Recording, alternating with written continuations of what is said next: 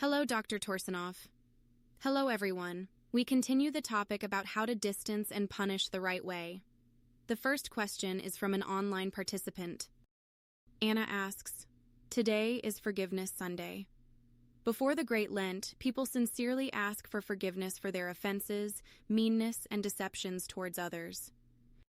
But in essence, the consciousness remains the same and there is no trust at all.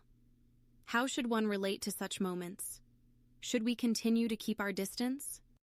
Everything depends on what happened. If a person betrayed and committed some real crime, then of course we need to understand if the person has taken the right path. Even if they are already on the right path, trust is not a cheap thing. Trust can only arise as a result of a person's actions. If a person does the right things, then trust can develop. If not, there should be no sentiments here. Sentimental perception of a person can lead to very harsh manipulations. When a person asks for forgiveness, it only indicates their direction. One assistant from my former team already asked for forgiveness 3 times and then let me down 3 times. He continued to do mean things, but asked for forgiveness as a manipulation method to soften the problems. It varies. Sometimes people ask for forgiveness sincerely. In any case, when someone asks for forgiveness, you need to keep this in mind. Life will show what will really happen, whether the person will improve, take the right path, or continue to cheat and offend. It's unknown. When a person asks for forgiveness, it can be anything. It can be sincere repentance, or it can be meanness. Nobody knows. In any case, when someone asks for forgiveness, you should give them a chance. You have to be lenient towards them. You shouldn't continue pretending that nothing is happening. If a person has taken the right path, you have to be more lenient towards them. This is in case if a person has committed an offense. If a person hasn't committed any offenses, you just had an argument and they ask for your forgiveness, but you respond with skepticism, then it's your problem, not theirs. But if they really commit a crime, something serious and should be punished, and they want to get less punishment, so they decide to ask for forgiveness, then it changes absolutely nothing. In any case, forgiveness is a path, whether a person truly chooses this path or not. Whether they choose it or not, we need to give them a chance. We'll see later. Again, this is when there's betrayal. It's very important to understand when there's betrayal. When there's no betrayal, and you just had an argument or someone did something wrong and they ask for forgiveness, then you need to forgive with all your heart and give the person a chance to live happily. There are different types of actions, and this is a very important fundamental difference. There are actions that require forgiveness, and when a person asks for forgiveness themselves, you need to encourage them. But still keep your heart at a careful distance. When you can see that a person is already going the right way, then gradually you can direct your heart towards them. Your behavior should always give a person the opportunity to conduct themselves nobly, except for betrayers. And internally, don't rejoice too early. Oh, everything is great. We're starting the relationship anew. You need to be careful. Here you need to watch carefully what happens next, because different things can happen, absolutely different things. Life is such an unusual thing. People behave differently. Therefore, the question is interesting and good, but the answer is complex. Dear Dr. Torsunov, dear organizers, participants, good day to everyone. Dr. Torsunov, I wanted to ask you, how should a woman correctly discipline a man during the courtship stage and also during the engagement stage? Are there perhaps any special techniques? What can a woman allow herself in relation to a man who is not yet her husband? During the courtship stage, a woman usually gives herself to a man. She essentially gives herself and her children to his will. Therefore, during the courtship stage, you have to be quite strict. You shouldn't be so trusting, like do whatever you want. If during the courtship stage a man starts to behave badly, you can't punish him. He's not your husband yet. You can simply not talk for some time if he behaves badly. You need to understand that punishment itself based on kindness is not a bad thing at all. Punishment based on kindness is a normal thing. Let's say you kindly don't talk for 3 days. He calls and you don't answer. Then he calls and you say, "Hello." He says, "Why weren't you answering?" You can say that you didn't have the opportunity. If he behaves badly again, you need to do the same thing again. Not talk, not answer. You all keep asking me about external behavior, but I'm telling you that the main thing is the internal state, not the external. Externally, it can be anything. It can be very strict or not very strict. Let's remember the formula. If kindness is 2, strictness is 1. It's always good. If kindness is 1, strictness is 1, that's normal. Kindness 1, strictness 2, it's always bad. If you've been strict with a man and then feel regret, it means you haven't accumulated enough kindness to show strictness, and you have to accumulate it. So first kindness, then strictness. All of this must necessarily be combined together. Kindness with strictness. I specifically want to tell you that you have a serious problem with punishment. You don't know how to punish, you think it's not necessary, and that all people are good. You must learn this, otherwise people will exploit you and then you'll suffer and struggle because of it.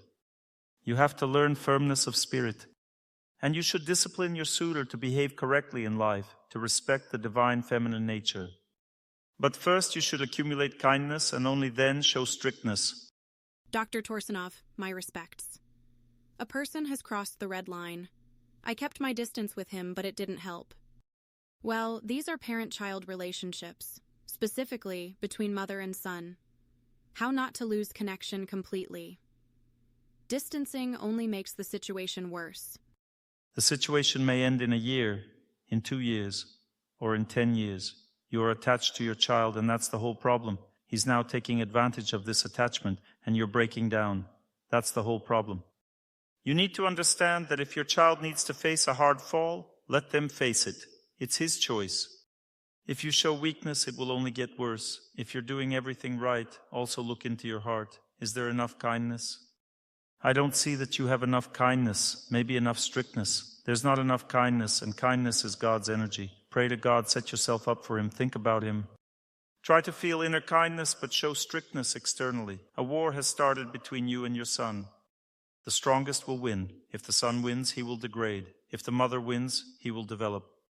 Thank you. Thank you. Therefore, don't be afraid to fight with relatives.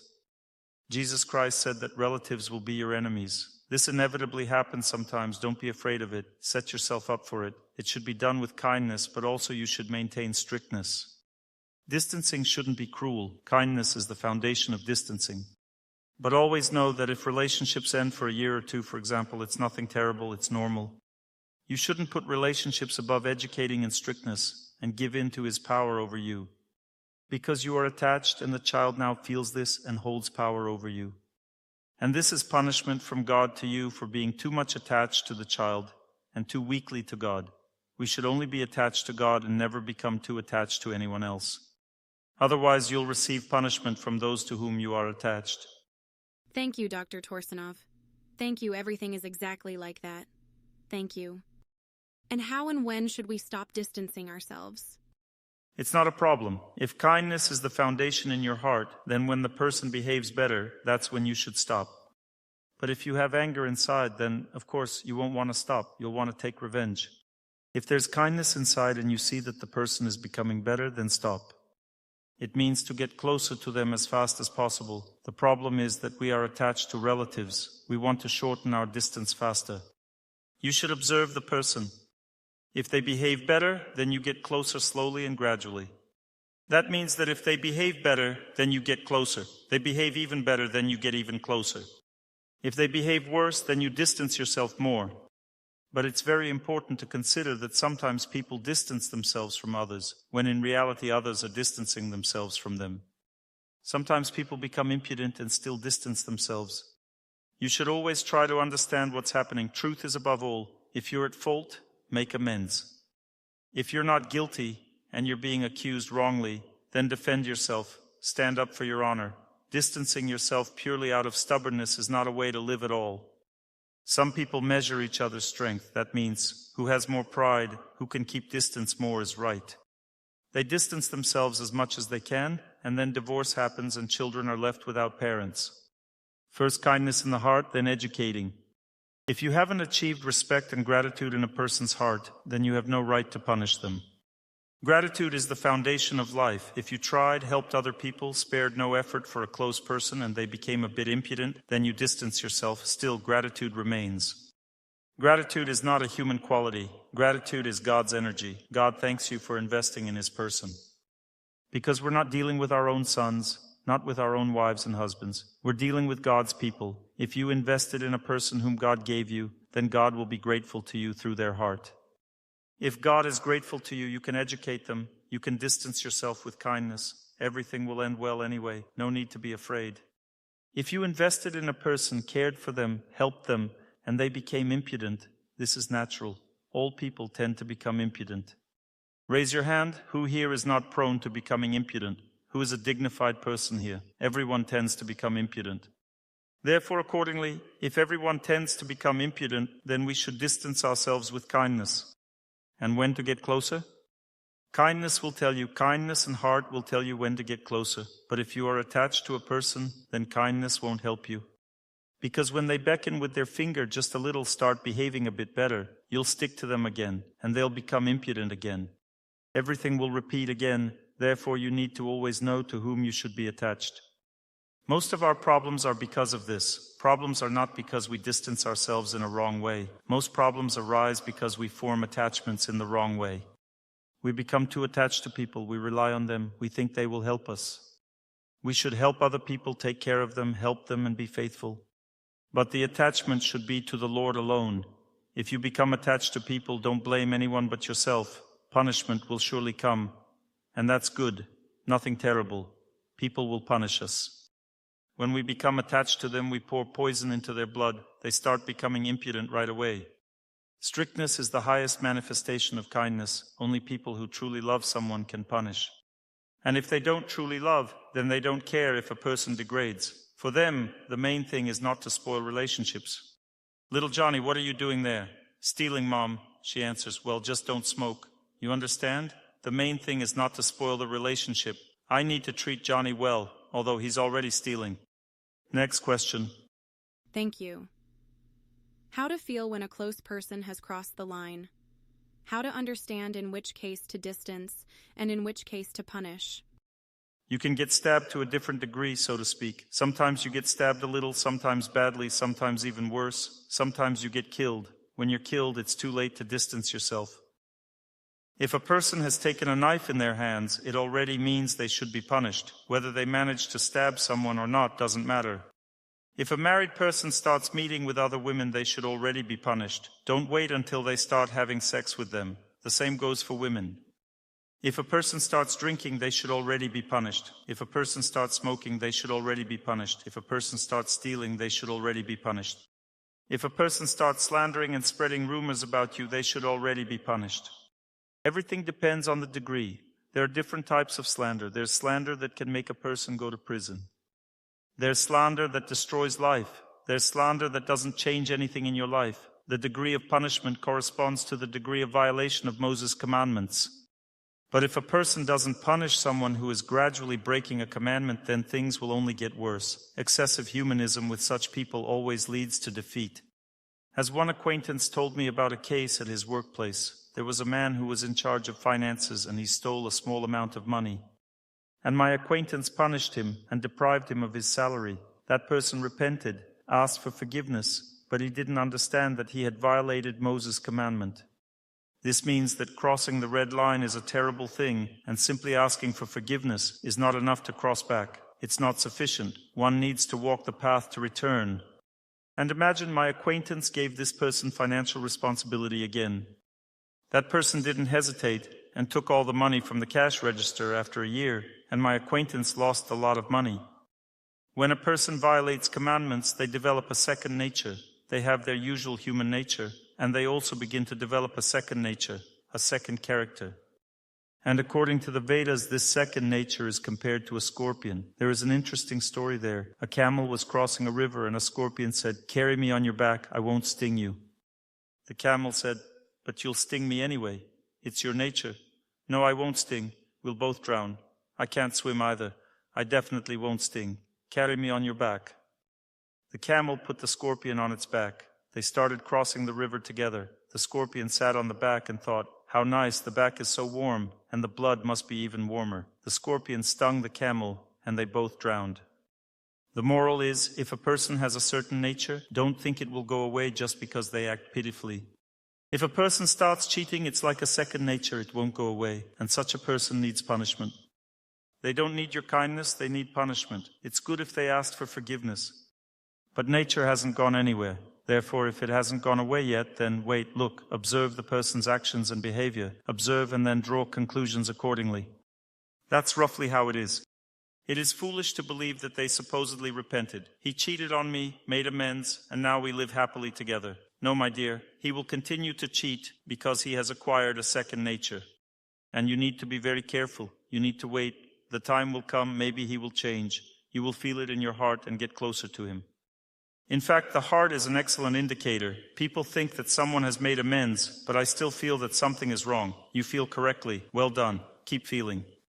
The Lord never deceives. You should maintain a small distance, treat them kindly, give them a chance to change, because kindness is the foundation. They've made a step towards you. You help them.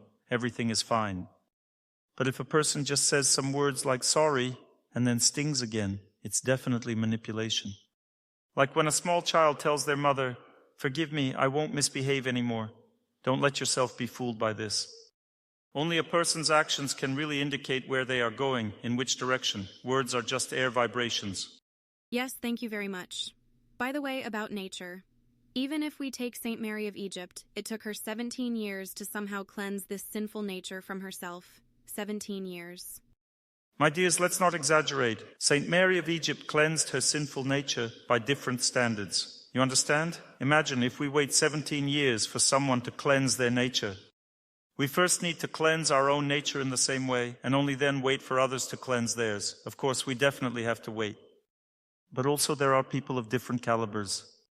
If a person is of very high caliber, they practice austerity and cleanse their nature. You've already forgiven them, but they still continue to cleanse their nature, so be careful. There's a possibility that they will cleanse their nature so much that you haven't even come close to such a level of self-purification. There's an interesting example about this. There is such a Vedic saint called Bilvamangal Thakur. He had a wife and children, he was a merchant and traded in the market, and he fell deeply in love with a prostitute. The prostitute was beautiful, young, and attractive. He fell very deeply in love with her.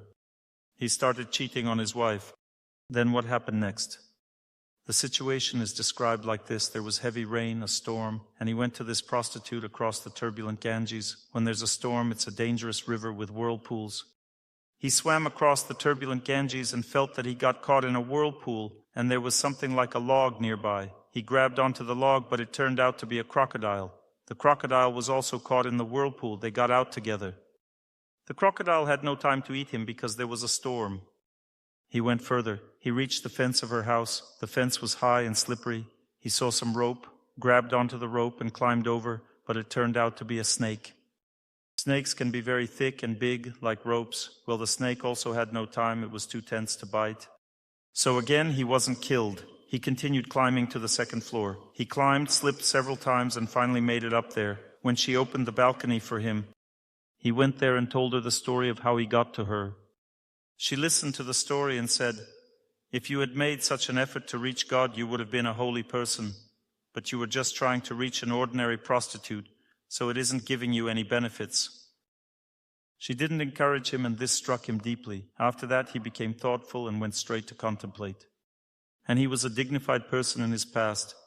His past sublime memories, the Vedas call them samskaras, awakened in him, and he began to pray and practice austerity. He went to live in a holy place and renounced his family and everything else. He completely abstained from worldly life. He began to pray to God, to live for God. And on his way to the holy place, he saw a woman who was 10 times more beautiful than the prostitute. She was a very beautiful, devout woman who was carrying water home, and he followed her. He was apparently so drawn to women that he followed this woman. She entered the house and he followed her, and there sat her sublime husband, a holy man, and she turned out to be very sublime too. Now attention, what follows is not for average minds. This story is only for sublime souls. He said to her husband, "I am a sinner. I've become attached to your wife. I cannot live without her. Give me a chance to enjoy her." This holy person looked at him carefully, understood his essence, his nature, and said, "Fine, go, there's a room next door." And the wife was very faithful and chaste, so she went with this man. He told her, "Let your hair down, give me your hairpin." She let her hair down, he took the hairpin and completely gouged out his eyes. Such is the story. And he went on blind, crying for God. And on the road he met some boy who said, "I'm also going to the holy place, let me lead you." And he took his hand and led him. And when he brought him there, this holy person realized that the Lord himself had led him, that he came to him in the form of a child, and he began to cry, longing for God and praying to him.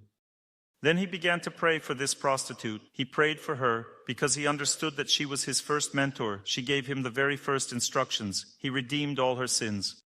Her heart was elevated. She renounced this activity and also went to the holy place. She went to the holy place and met him there. He was already blind. And she said, "I want to stay and live with you." He said, "I won't live with you because I'm done with all that. I want to live only for God." And she still secretly began to help him because he was fasting when he had no food. He began to write various poems and sing very beautifully. And she was attracted by his singing. But later Bilva Mangal Thakur became a great holy poet. And she continued to sing his songs, remaining faithful to him throughout her life. So, my dears, sometimes making amends becomes a way of life. And as a result of making amends, a person becomes holy. Therefore, you should distance yourselves far away in this case. That means that when we see a great soul before us, a very dignified person who set standards of making amends higher than the sin they committed, then in this case we should treat such a person with respect and reverence and consider them holy. When a sinner takes the path of spiritual life, the Lord himself considers them holy. And he considers that such a person should be worshipped. The Lord protects them. So the atonement for sins done by holy people cannot be compared to ours. We should not try to compare ourselves with this. All right, next question. Anastasia, how are you doing? Is everything okay with you? Thank you for answering my question. I've already answered, right? Yes, one question that I asked online. Now another question. You say that when we have to punish or discipline, we need to distance ourselves.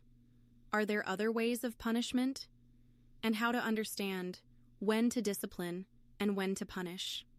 If the person is close to you, loyal to you, and loves you very much, you can slap them on the head. This is another way to punish. Such a way of punishment also exists, but it's only for very close relationships. When someone loves you very much, you can give them a strong slap. This is also a way to punish. Distancing yourself is the most humane way to punish. Distancing literally means that you just carefully don't talk to the person. You carefully, without anger, in a kind way, don't talk. And they should figure out by themselves that they're doing something wrong. There are different types of punishment, and this is normal. For example, you can stop cooking for your husband. Such punishment is quite harsh. This is already an extreme form of punishment, not cooking. But again, you can do this if he is grateful to you. First, you need to show a lot of kindness, and only then you can punish close people in such severe ways. You should never punish through meanness, for example, pretending that you're communicating with another man. You shouldn't punish like that, it's not right. Such punishments are not acceptable. But you can punish by spending time with your friends. You can stick your tongue out at him and leave. There are more intimate types of punishment, and there are more serious ones. Giving a slap and sticking out your tongue, these are intimate ways of punishment. They are possible if people love each other very much and have such faithful relationships. The more faithful the relationship, the wider the range of punishments. You can even hit a close person, meaning a woman can hit a man, not a man hitting a woman. She can really hit him hard, beat him, if they have a very sublime, pure relationship.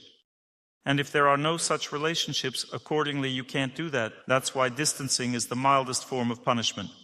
And at the same time, you can test your love. When there's separation between you, you test love. Separation tests love. If a person loves, they will pursue, apologize. And if they don't love very much, then they won't. Separation's a great thing. It tests love, how close and deep the relationship is. But the depth of relationships can develop. Don't think, I distance myself and he doesn't care. It means he doesn't love me, so goodbye. No, this is incorrect thinking. You need to understand that love develops gradually. You need to invest in a person. And what did you mean when you asked about other ways to punish? Do you have any thoughts on this? No, I don't have any thoughts. You say that in educating and punishment, one needs to distance oneself. How to understand when you're punishing and when you're educating?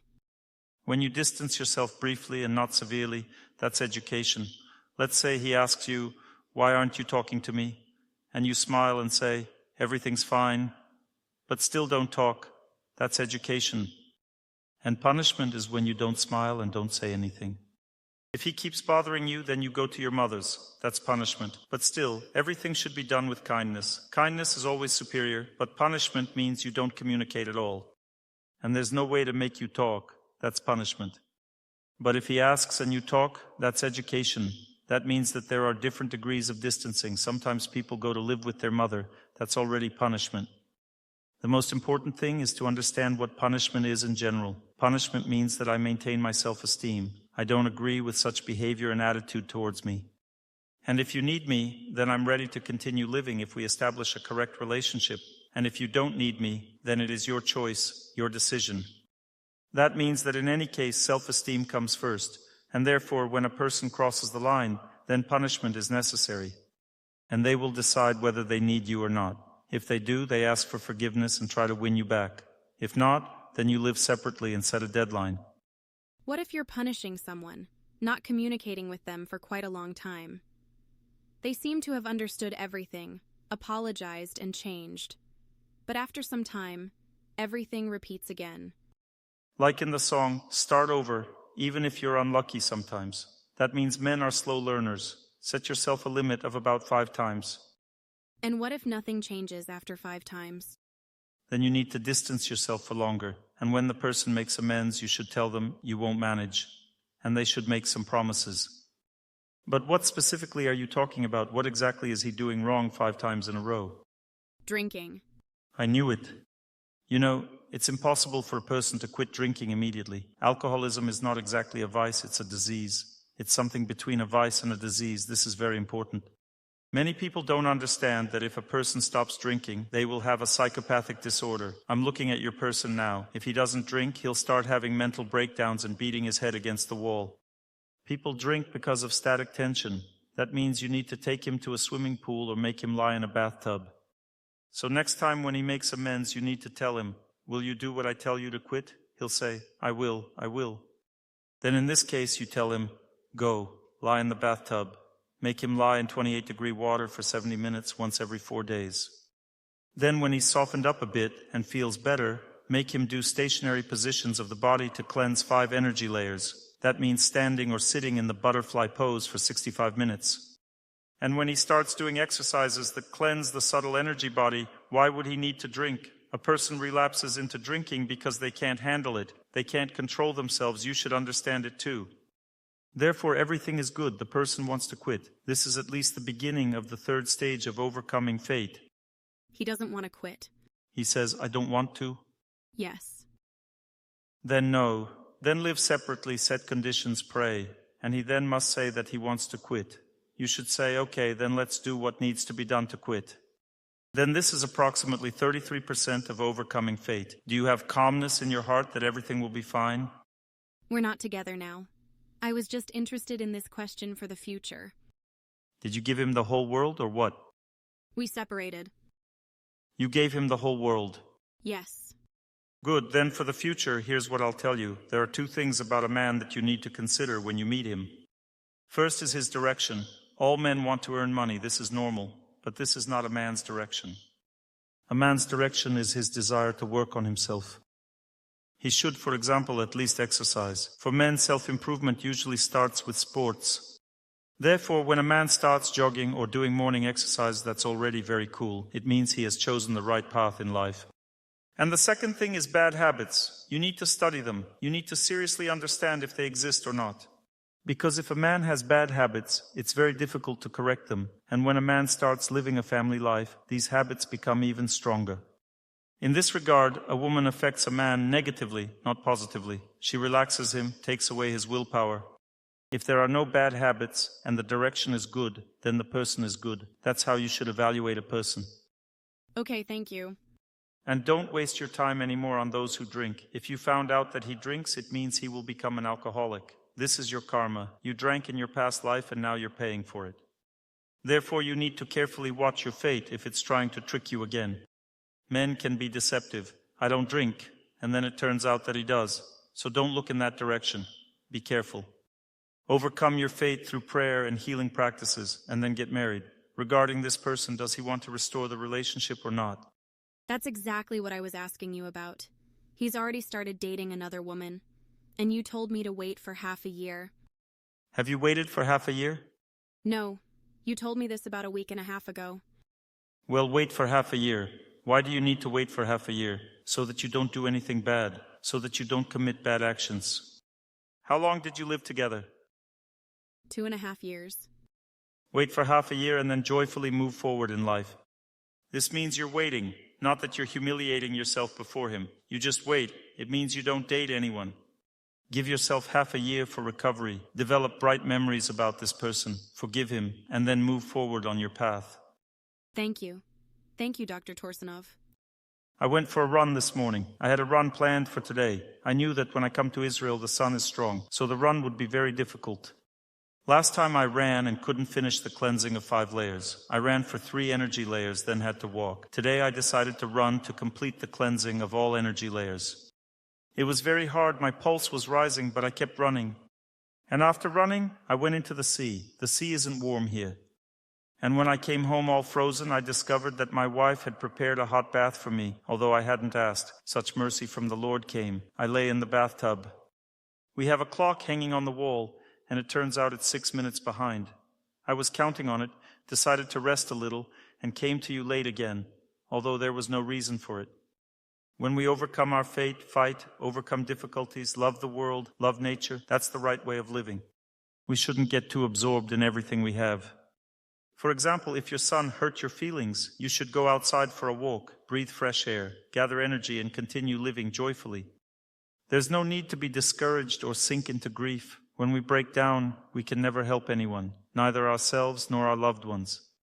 The most correct position is that of a little boy whose mother spanks him, and during this time, he learns to endure the punishment from his mother. And when the mother raises her hand to spank, he tenses up and takes the hit. This means the little boy is doing right, he's living correctly. He develops the right perception of the world, grows up brave. And a real girl, if her parents treat her roughly, simply doesn't talk to them for 2-3 days. That means she is dignified and strong. That's excellent too. Every person should have self-esteem. This is the first and most important thing in life. If self-esteem is destroyed, whether you distance yourself or not, no one will be able to help you anyway. Your distancing means revenge, and revenge doesn't help anyone. It's all just a pointless activity. Therefore, I don't regret anything, and what was understood with difficulty is more precious to me. We need to learn to live the right way. And the first aid to a person in life is always nature. Remember this, my dears, you should learn to interact with it. It gives strength to live. It gives opportunities. The most important support is God. When you pray, always listen to those who pray. Set yourself up for the voice of exalted people. You should literally consume their sound and try to pray with them, setting yourself up for their mood. The most important thing in life is mood. And self-esteem is nourished by a person's mood. The mood should always be victorious. Never be discouraged, never feel that you're weak, that you can't do it. Never, never, never. There are no weak people, only those who have set themselves up wrong. A woman has enormous strength. Her strength lies in faithfulness, honesty, and integrity. A man has enormous strength. His strength lies in the ability to achieve goals, overcome obstacles, fight, defend his inner rights, always be on the side of truth, never agree with lies and injustice. A strong life position is the main thing. You should always first work on yourself, your understanding of things, your mood, and then help your loved ones through care. Many people will now listen to this lecture about distancing and will start distancing themselves all day long. The main thing in a person's life is the feet of care, the feet of faithfulness, and the feet of love. You must invest a lot of energy in helping people and taking care of them. What do you think would be the highest manifestation of your faithfulness, your care for a person, as a mature fruit of your love? How would it look? Blessing. No.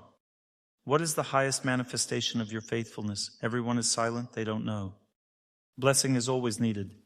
The ability to accept, inner humility, inner state of acceptance. That's good, but it's not the highest manifestation. Maybe forgiveness? No. The highest manifestation of faithfulness is the ability to discipline. If you cannot discipline a person, then you have no faithfulness at all. But you should always bless a person. When the fruit of your love for a person ripens, when the fruit of your faithfulness ripens, when it becomes mature, then you can discipline them. You can discipline them right. And if the fruit of your faithfulness, love for a person hasn't ripened, then you don't know this deep, secret knowledge about faithfulness. It's not given to everyone's hearts.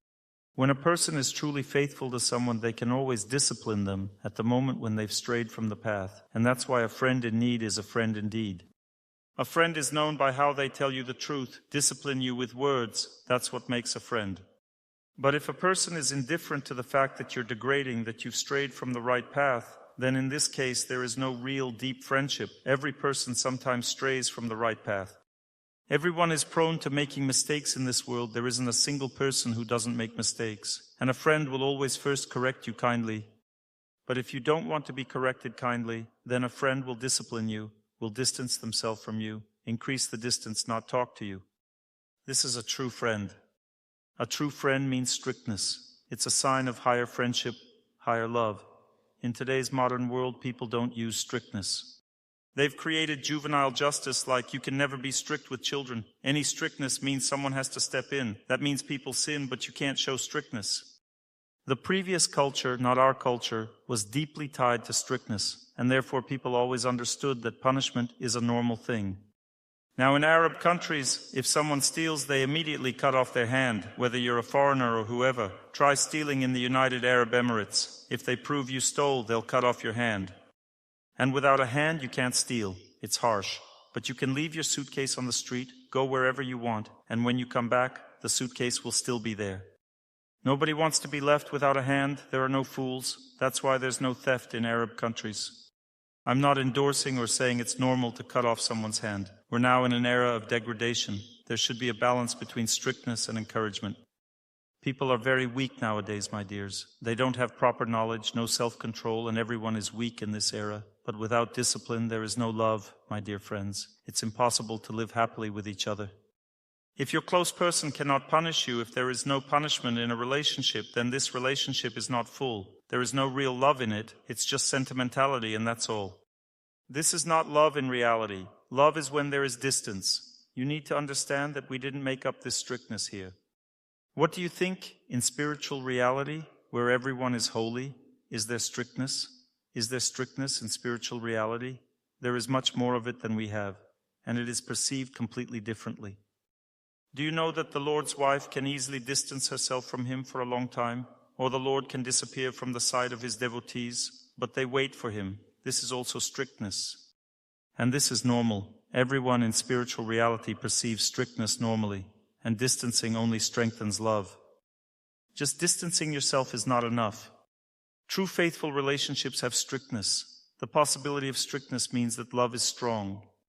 The mature fruit of love is when real, pure, bright, kind strictness manifests in relationships. How to check if someone loves you? The main sign of love is when your loved one allows you to be strict. If you behave strictly and they agree with it, it means they love you, they are faithful. Sometimes there are such life situations when a person must do something that everyone dislikes. Very rarely, but it happens. Let's say, according to the rules, you can't judge a person. Until the trial has taken place, you can't shame a person in front of others. And they deliberately delay the trial, they delay the punishment.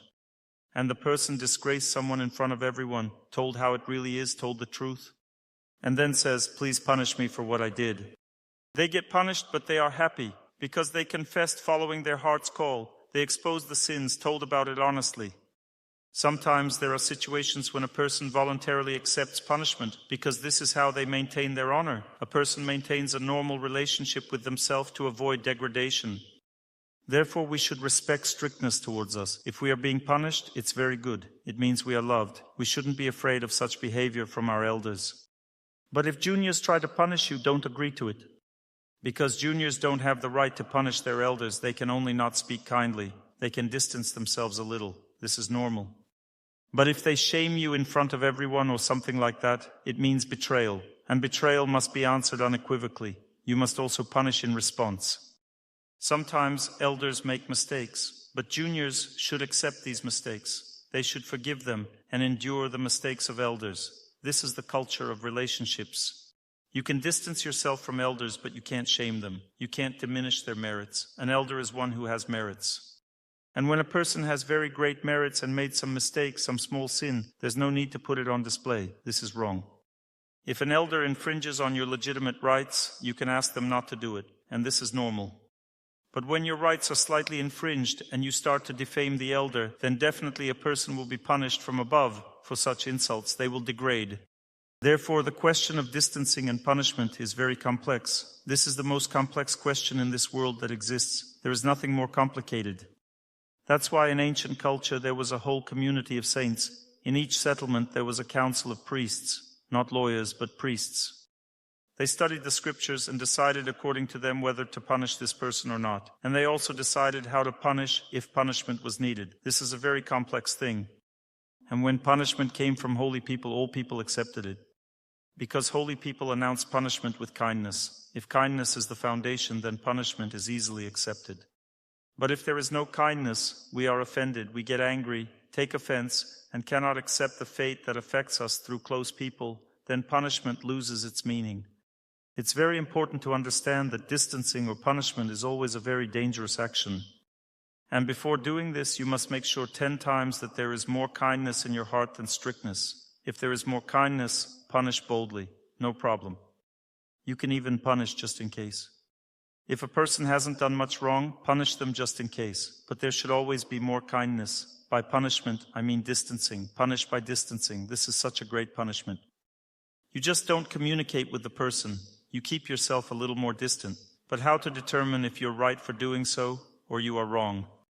You've distanced yourself, but they maintain a kind attitude towards you and everything's fine. This means they didn't do anything wrong, because when you distance yourself, a person goes through 3 stages. This means they have sinned.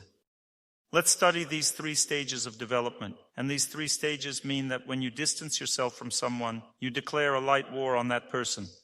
And if you've declared a small light war on them, they will attack you lightly too. And there are 3 stages in this war. If a woman sees that a man behaves rudely, she doesn't talk to him. She can do it if they are a family. If it's not a family, then you shouldn't endure such behavior. You need to distance yourself even further. And if it's a family, then a man can go through 3 stages. On the first stage, he gets angry. What right do you have not to talk to me? Who are you? I work for you. I give my life to you. And you're not talking to me. This is the first stage. This is anger. You need to expect this in advance. Don't think, I've distanced myself. Why isn't he apologizing? He won't apologize if he has sinned. If a person is really guilty, their consciousness has changed. This means they will first become aggressive and attack you. And on the first stage of distancing, you take the hit. The person is aggressive, but you don't give in. You maintain your honor. During this time, you need to maintain your honor. You should try to take a very firm position. During this time, you should pray, listen to lectures, and maintain honor. In the second stage, they try to start communicating with you like this. Everything is good between us, right? We were so in love with each other, so joyful, so happy as a family, and it feels disgusting inside when a person speaks like this. It's clear they haven't realized this is such a tactic, and we continue to maintain distance. And when a person has really realized what was wrong, then they begin to talk to you sincerely. When a person sincerely talks to you, then you can kindly say, "Why did you behave this way?" When people can't be kind, then their conflicts never end. They always suffer, they distance themselves, they torment themselves. If there's not enough self-esteem, not enough love, then people constantly torment each other. They do it because one can't distance and forgive, the other can't accept the distancing, and so they butt heads. There should be a third option, but there is no third option. This means that people are not mature. It means they are incapable of forgiveness, incapable of honorable distancing. In distancing, there is more offense than love, and all this leads to the destruction of relationships. Therefore, distancing is always better than a scandal. Distancing is a sign of self-control and a sign of true love. If, let's say, there's a conflict and you simply distance yourself without sorting out the relationship, it means that your love stands higher than knowledge. This is very important because if knowledge stands higher than love, the family will be completely destroyed. Let's say something is wrong. You start arguing and butting heads. An argument about who is right and who is wrong goes on. This means that, in fact, there isn't much love in the relationship. Everyone proves and defends their own truth. There's a war between feminine and masculine nature. Who will win in it? No one will ever win. Guess which divine truth is higher? Female divine truth or male divine truth? Which one? Take a guess. Divine truth is higher. Not male, not female, but divine. There is male divine nature, there is female divine nature. Which truth is higher? They're equal. Yes, that's right, they're equal. Therefore, it's pointless to butt heads. Of course, you said they're equal, but all women know that female divine truth is higher. All women know this. Of course, Dr. Torsunov, that's true. Men said they're equal, but they themselves know that male divine truth is higher. You understand? Everyone thinks that their truth is higher. Therefore, when a person doesn't try to prove their truth, but simply puts love higher than all this knowledge and understanding of truth, love is preserved. People preserve love when they distance themselves from each other. What are you showing by distancing yourself if you do it kindly? You're saying that you simply don't agree with such relationships, and that's all. You don't say anything else. In love, it's always very important to give a person the opportunity to understand. This is something we don't know how to do at all. Why do we get offended? Because we don't know how much time it takes to understand. If we knew, we wouldn't get offended. Why do people get offended? Because they haven't calculated the time. How much time does a person need to understand? It might be a day, maybe 2, maybe 3. Each person has their own capacity to understand. But we get offended right away, start lecturing them. If you love someone, don't lecture them. Let them learn to think with their own brain. Better discipline them. They're Homo sapiens, they should understand. A reasonable person should understand on their own with time. So give them a chance, wait a little bit, and pray during this time. Always when a person distances themselves, it's like a slight abstention. It's very important to do this. When does the final distancing happen? When it's all over, when we pass away, we're distanced. Yes, when a person passes away, that's the final distancing. And when you've trained yourself to distance, when you've practiced to do it, then you can distance yourself naturally, without problems at the end of your life. When you distance yourself, what should you do? You should think about God, pray, understand that only the Lord is there for you, no one else. And keep doing this. Don't sulk and don't pretend that you're right and they're wrong. Got it? Distancing simply means a small abstention. Why do you abstain? Because you don't agree with such relationships.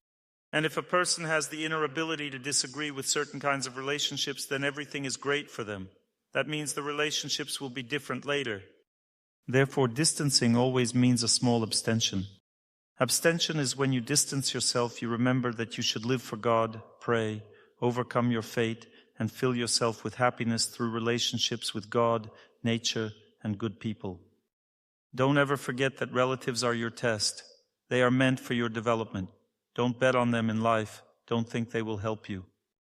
It's very important to understand all this. When a person understands all this very deeply, they are happy in relationships with relatives. When a person has arranged everything correctly, they are happy.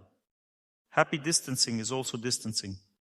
I have now distanced myself from all this madness in the world. I understood that I am simply for peace, for people, for human development, and not for people killing each other in order to win. This is how I'm set up now.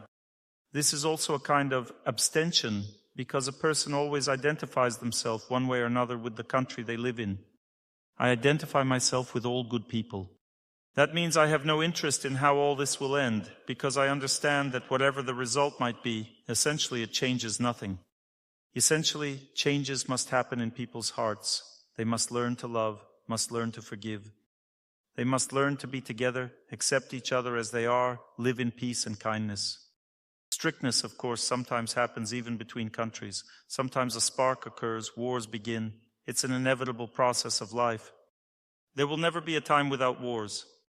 There will always be conflicts between countries, but if a country is ruled by a holy king or a divine leader, there will be fewer wars. This doesn't mean it won't happen at all.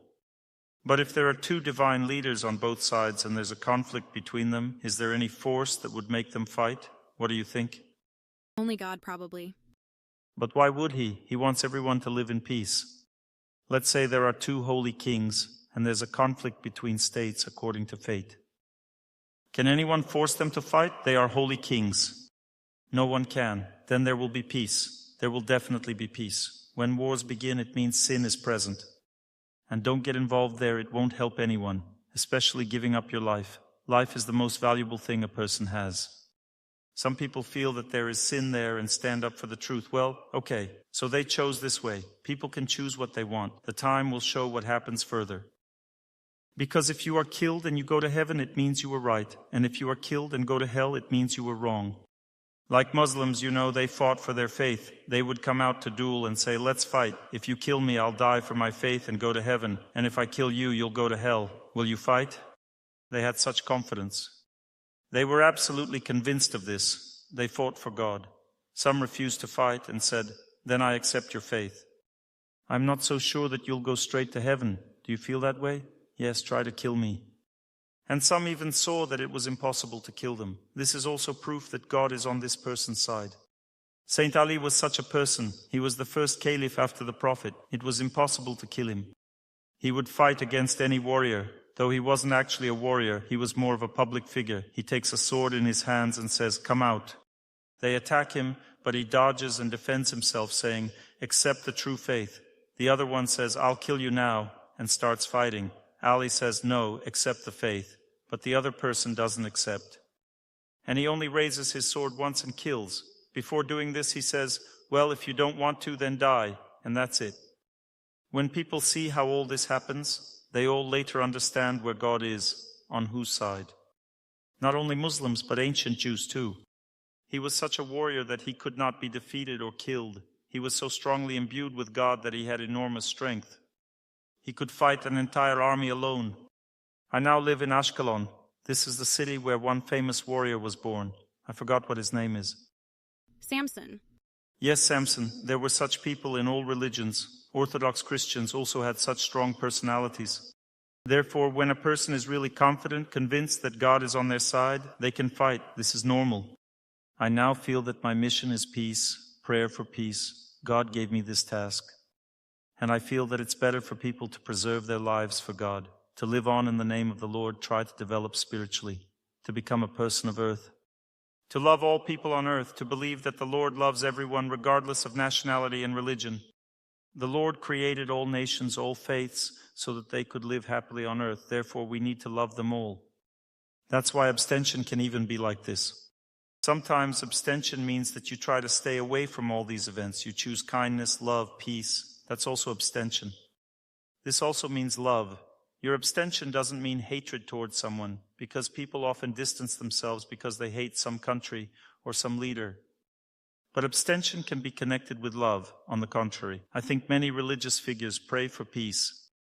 I know examples of Christians from Russia and Ukraine who pray specifically for peace. They want peace to come on earth. That means they have such a goal. Therefore, sometimes abstention can be like this. Abstention itself doesn't mean something bad if there is kindness in the heart. And if you do it out of malice, then of course it's a sin and you'll have to be punished for it. Therefore, there's always such a rule. Even if you've already distanced yourself and are punishing someone, don't forget to pray for kindness to appear in your heart if it's not there.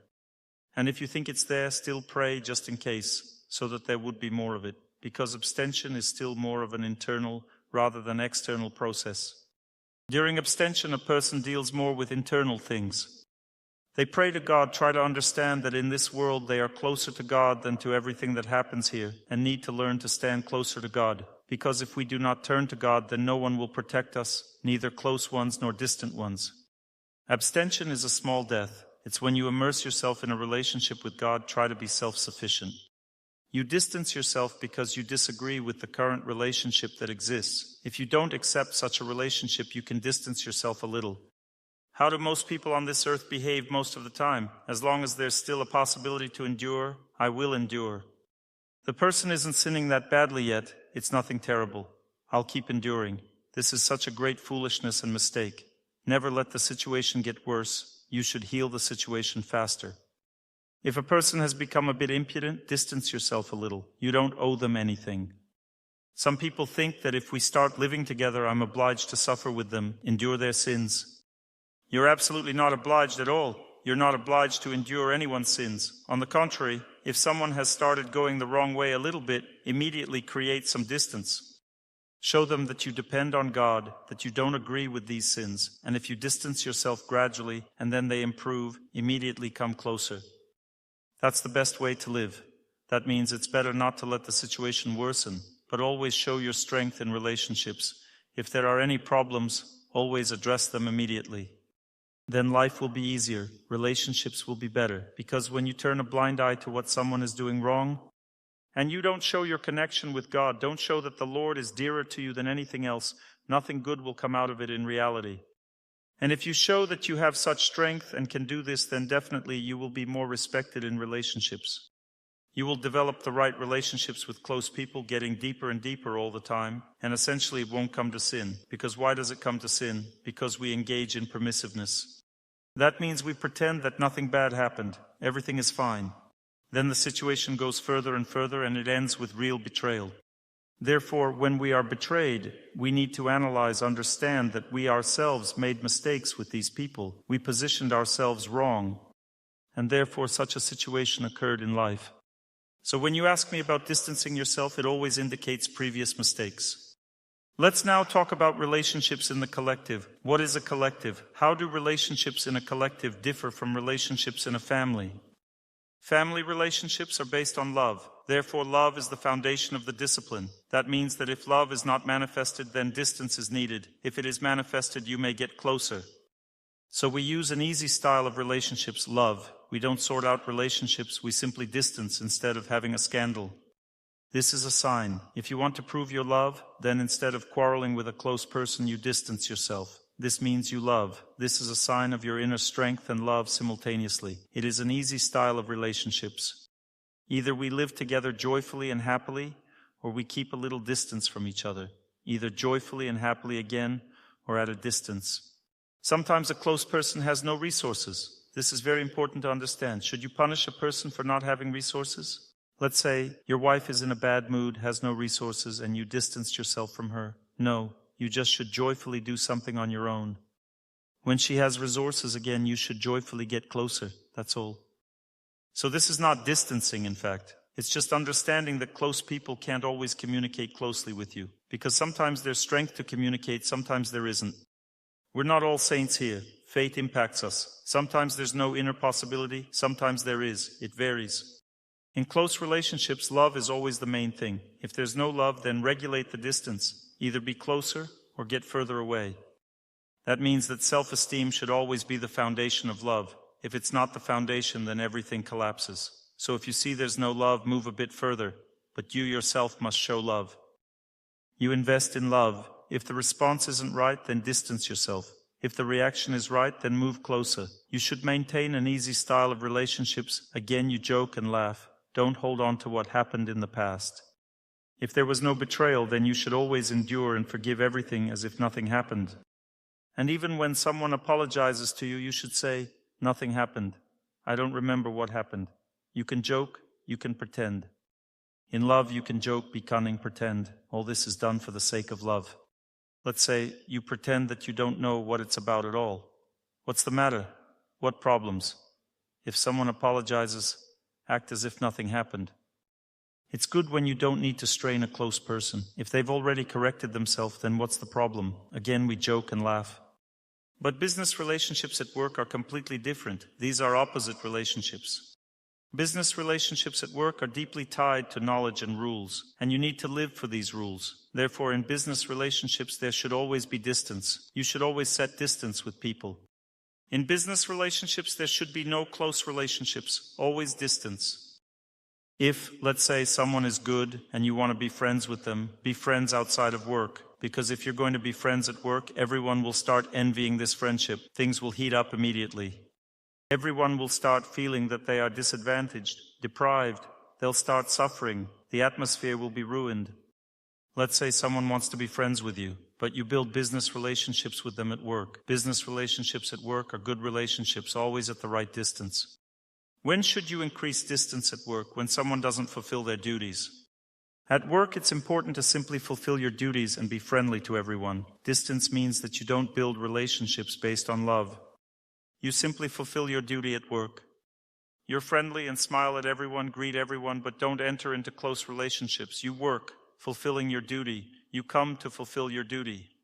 If you want to be friends with someone, okay, you can talk after work, but at work, maintain distance again.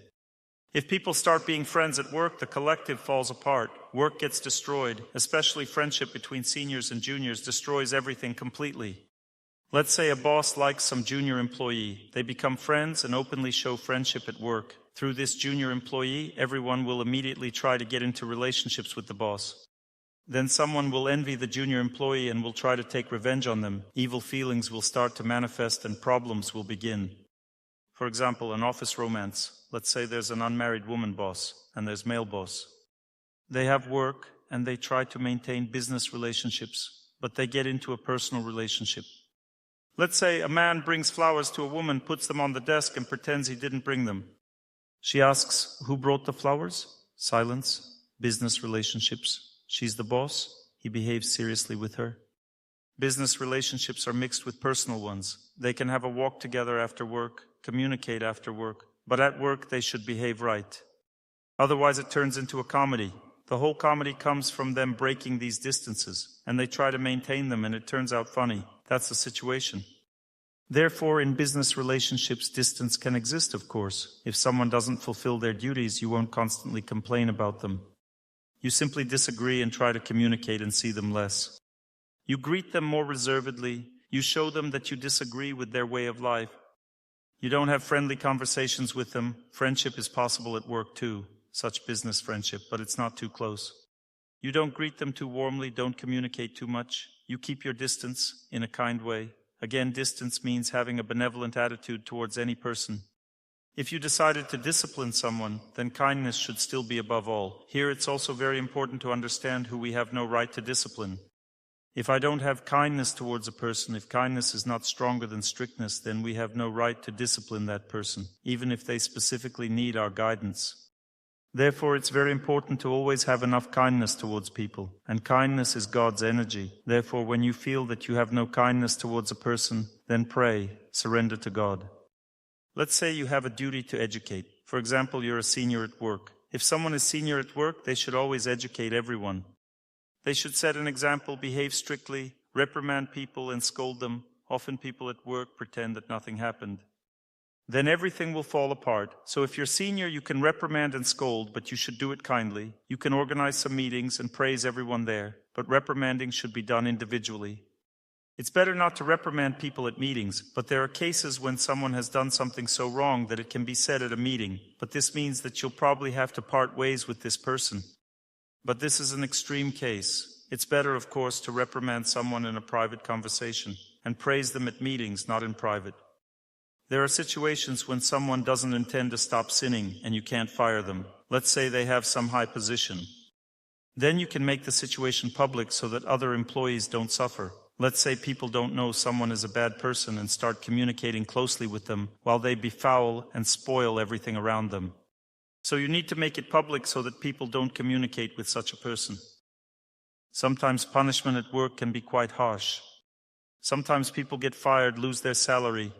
Sometimes they even go to prison if a person is a criminal and has committed many sins. For example, they try to deprive the company of property, or undermine the company, reveal its trade secrets, or attempt to take over the business. All sorts of things happen in business. Always when a person crosses the line, they face war in business relationships.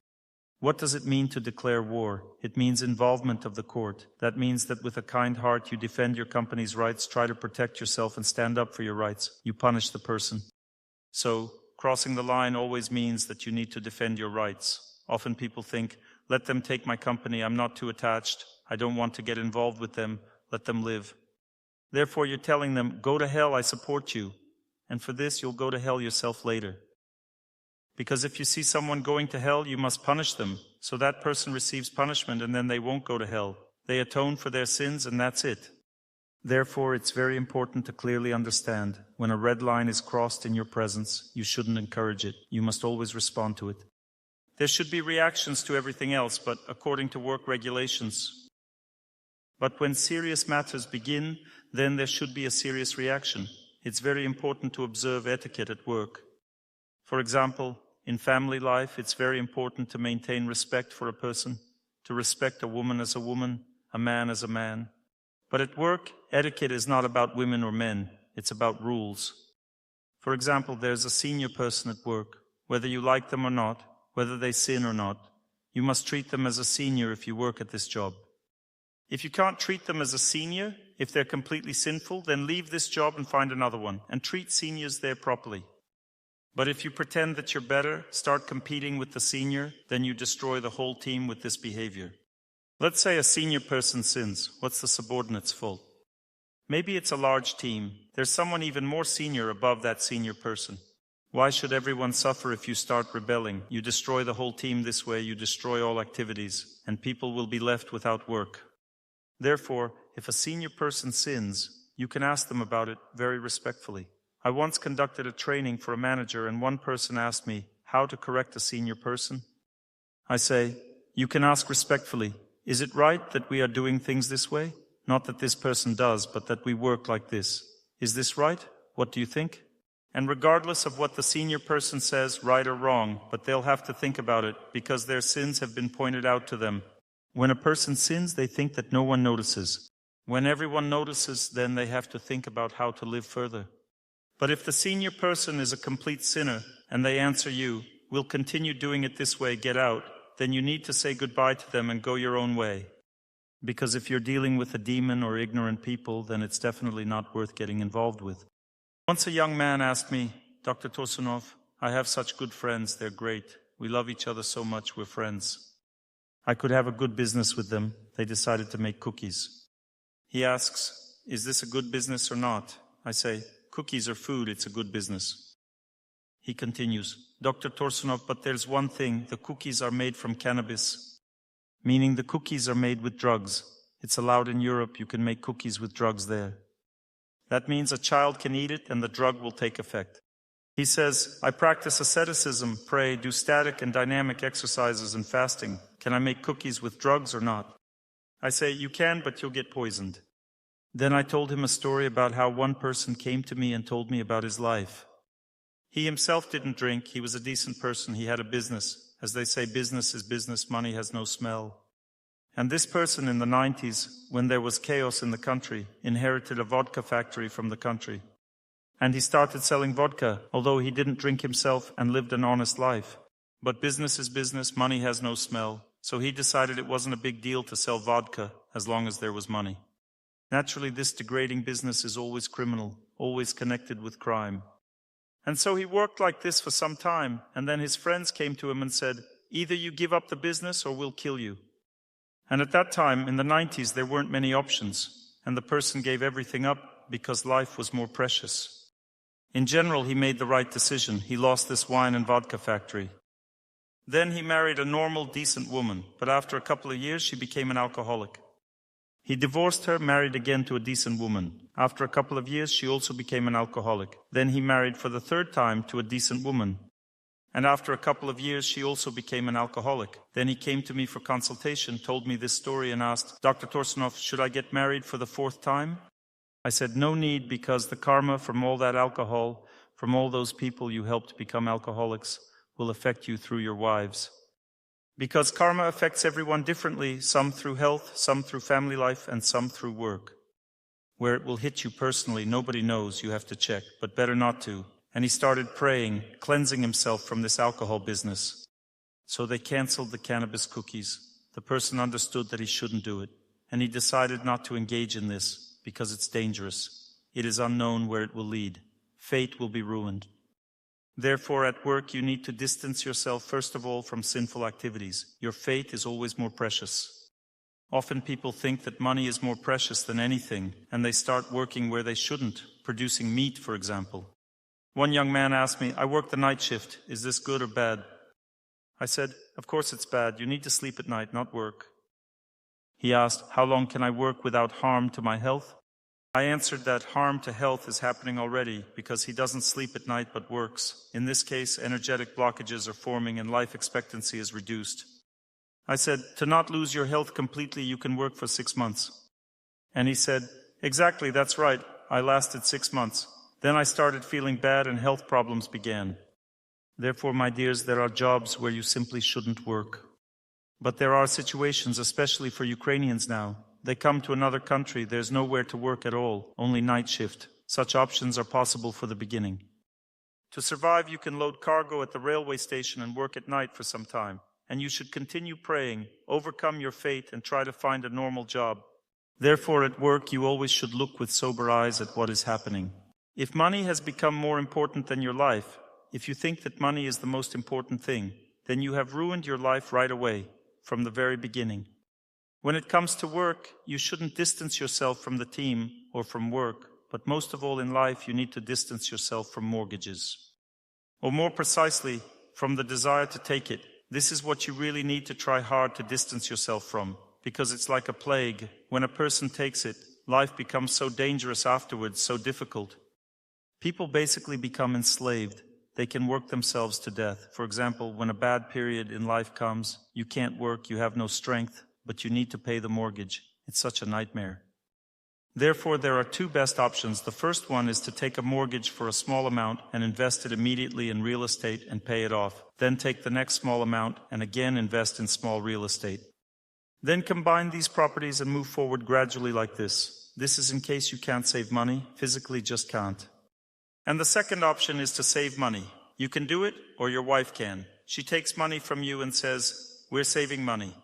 Or the husband takes from the wife. Someone has to take the money and invest, and you need to choose such a deposit from which you can't withdraw money. Do you know about this? You put money there, and they don't allow you to withdraw it. You have absolutely no right to. It's specifically made for this purpose, so people could save, and there's a constant interest rate from this account. And a person just puts money in such an account where withdrawal is not allowed, and it works instead of a mortgage. They save up and then can withdraw after some time. Time passes, they withdraw and buy housing, and it's much better this way because you don't give money to the state, and then you can deposit there or not deposit. It's your personal business. When the time comes, you buy housing. What's the difference? The only difference is in the apartment keys. In one case, you get them right away, and in another case, you get them later. In reality, all people live in apartments. You'll have apartment keys one way or another. You'll just have to live in someone else's apartment for some time first, then in your own. Of course, in this case, there are some expenses because you need to pay rent, so maybe a mortgage is good. It's a question of quantity, because there are some extreme options for a person's fate. A person never feels it. They take out a 20-year mortgage, a 15-year mortgage, or a 10-year mortgage, and don't realize that in this case, they can get into trouble at any moment and can fall into a very serious trap. There are different types of mortgages. Maybe it can be sold. In some countries, mortgages are sold, and they're sold on good terms. It happens that prices for apartments and housing constantly rise and a person takes a mortgage. Then let's say they haven't paid it off, sold it, and still made a profit. This can also happen. Anything can happen. Distancing related to work is important precisely in this sense, that you need to clearly understand that before giving yourself into slavery, you should think hard whether it's worth doing or not. Loans are possible, of course, all this is normal, but in such amounts that a person can easily repay in their life. This is very important. You should know and understand such things. I'm not against mortgages, but I'm not for them either. As they say in the criminal world, I'm not threatening, but I'm not joking either. It means everything is bad. If a gangster says, I'm not threatening, but I'm not joking either, it means everything is bad. Therefore, be careful with mortgages. You have to be just as careful at work with colleagues. Study everyone, observe. You've just come together with people through work. When there's money, power, fame, people can always break. You don't know how a person will behave further. Therefore, carefully develop relationships, gradually build them. Try not to get into trouble. Don't sign any papers at work that are connected with criminal activities. People often get into trouble this way and subsequently end up in prison instead of their boss. Accountants get into trouble, so you need to distance yourself from this too. Let's say fate brings you documents that you need to sign, take responsibility for, but you know that these documents are related to defrauding the state, and by signing them, you're essentially signing your own prison sentence. And therefore, at this moment, you have to distance yourself from the job itself. You say, I won't sign. The boss says, then we'll fire you. You say, well, okay, go ahead and fire me. This way you preserve your freedom. And you joyfully run out of this company and you run, enjoying the sunshine, the rain, and knowing that you won't be seeing prison bars. The probability of signing such a document means that you have bad karma for prison, and it's always better to choose freedom. If you were kicked out of the company and given freedom, then rejoice in the sunshine, a river, and look for another job. Maybe it will be worse, with less money. Sometimes people sign documents that lead to criminal activities because of money. Criminal life means that you won't be able to distance yourself anymore. They tell you, if you try to distance yourself, then we'll turn you in, brother. That means you're already on the hook. And the further you go down this criminal path, the stronger the hook becomes. This is called mutual binding. People are tied to each other. And the further it goes, the worse it gets. Everything spirals down, and people lose their freedom, normal life, and start drinking and cheating. Then they end up shooting themselves. They can't live like this anymore, and don't want to go to prison either, so they take a gun and shoot themselves. And it all starts with not being able to distance yourself. You need to always distance yourself from wrong conversations, discussions, and from all sins. If non-business relationships start, distance yourself. If they try to burden you with sinful activities, distance yourself. If they try to communicate with you in a degrading way, distance yourself. One woman came to me and said, "Dr. Torsunov, what should I do? I have such a situation. I work in the government, and this person has such influence, such enormous power, that he says if I quit, he'll have me imprisoned." I say, "And will he really imprison you?" She says, "It's like snapping his fingers for him. He has such a strong influence. He has ties to the DA's office and other power structures, meaning I must just work and that's it. But he gives such harsh working conditions. He exploits, threatens, intimidates." The question immediately arises, why did this happen? Because you allowed it. It all happens gradually. First he exploited you a little, then used you more, then even more, and immediately the question arises, what to do? So she asked me, "What should I do?" In this case, you should apply the method of gradual distancing. That means if you don't want to go to prison, continue working there and just distance yourself from this person. You should behave more restrained, do your work without much enthusiasm, and show that you're not interested in this work. This method of distancing was created by nature. I had a friend who was interested in snakes, and he took me to Crimea once. There in Crimea there are such beautiful grass snakes, the external coloring is just wonderful. They are about 2 meters long, huge, thick, big snakes, and they bite too. Each of us caught a grass snake and put them in a bag, so we took a bus and began having fun with guys. A woman was sitting next to me on the bus. I slightly opened my bag and she was surprised, and she immediately ran away, moved to another seat. I closed it again. Another person sat down and I opened it again. But things weren't as simple as I thought, because the snake had a very powerful method of distancing. The method was that it gradually started to release a very smelly substance. This substance was already on the cloths that had contact with it.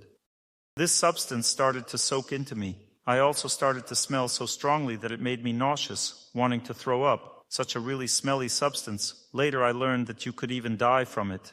If you stay in this smell constantly, you can actually die. I released this snake back into the sea where it came from because I realized it had defeated me. That means that it knows how to keep distance using a stench, and this is exactly the method that should be used at work. If the boss is dangerous and can get you in trouble, you need to start having a stench. You should communicate with them in a reserved manner, make a sour face, and emanate unpleasantness. The more unpleasant you become, the faster they will voluntarily fire you from work. This is approximately the technique I explained to her about how to act. It is the smelly snake method. In business relationships, you should always maintain such a healthy distance with everyone.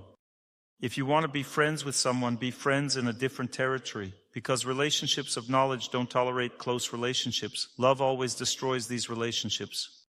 There's also a third type of relationships, spiritual relationships. Spiritual relationships develop when people follow a spiritual path.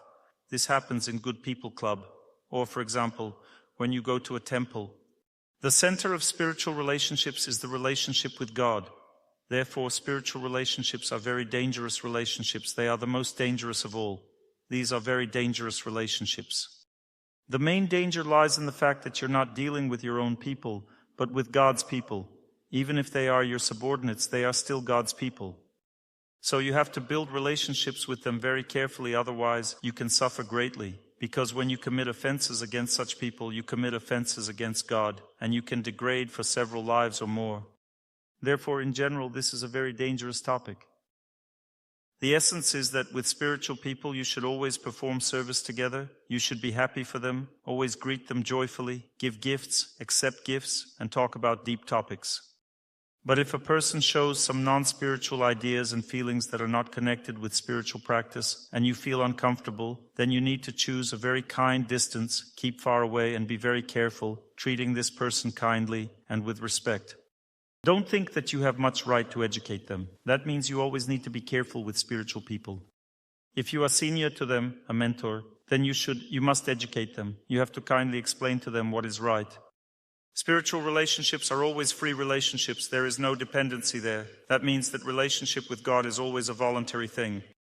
Therefore, one should always point out shortcomings to a person. The extreme form of punishment is prohibition from attending spiritual organizations, ban on conducting certain programs, prohibition of seniority might be imposed.